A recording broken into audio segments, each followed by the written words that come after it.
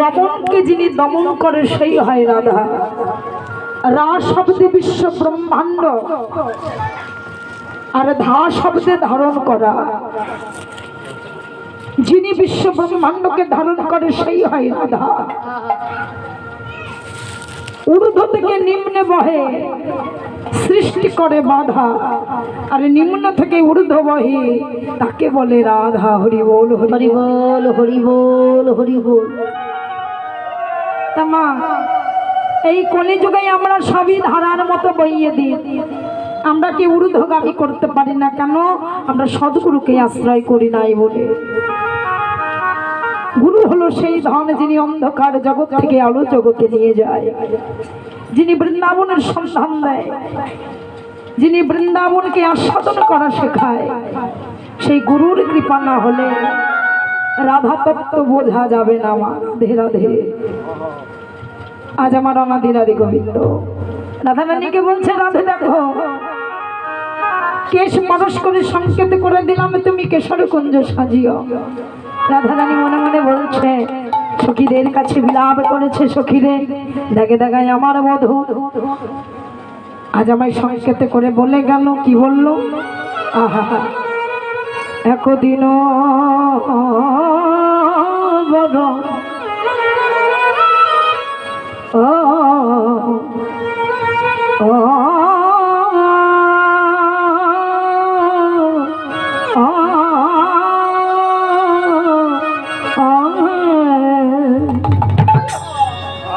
একদিন বড় নাগর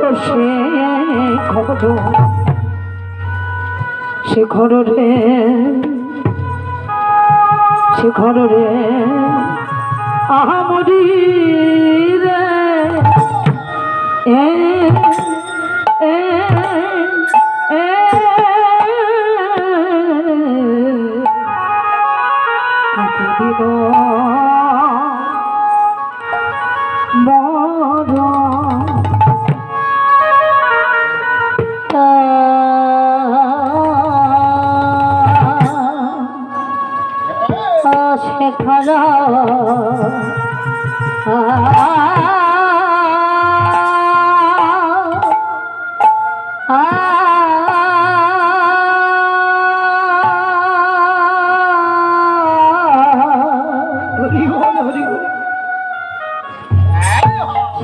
ঘর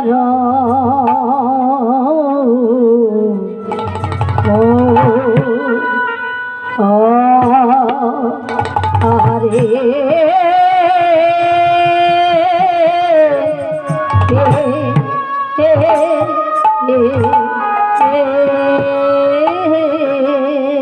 কৃষ্ণ পরশ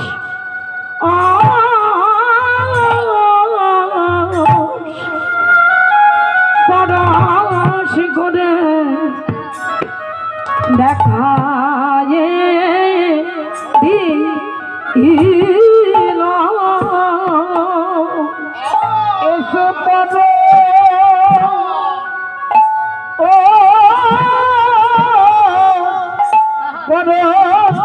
পরশ করে হরি বলে দেখা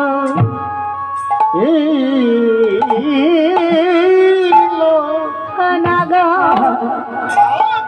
পরা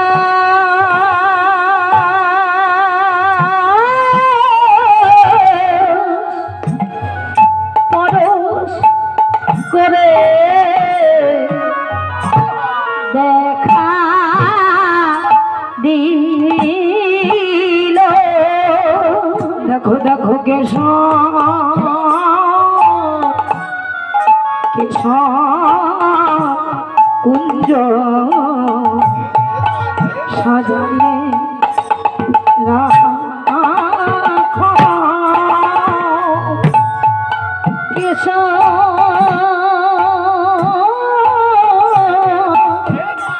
কেশরী কুঞ্জ সাজায়ে রাখো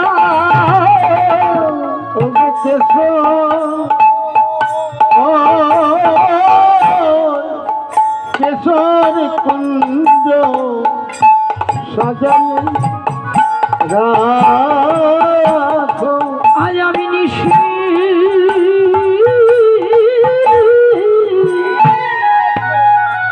নিশির শেষে রাধে আসবো সে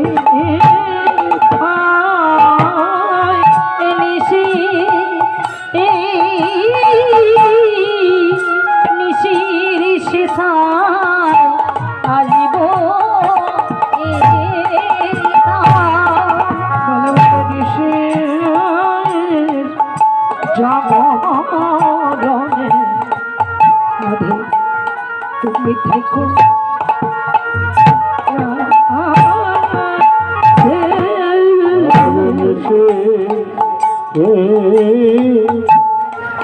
নিশির শেষে আসব সে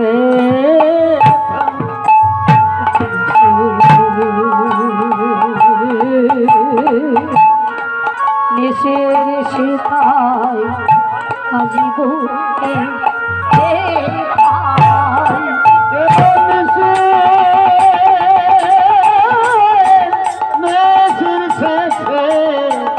আসব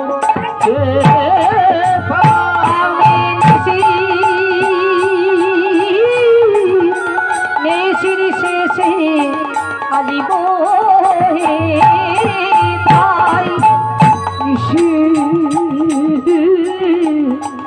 নিশির শেষে আসবো সে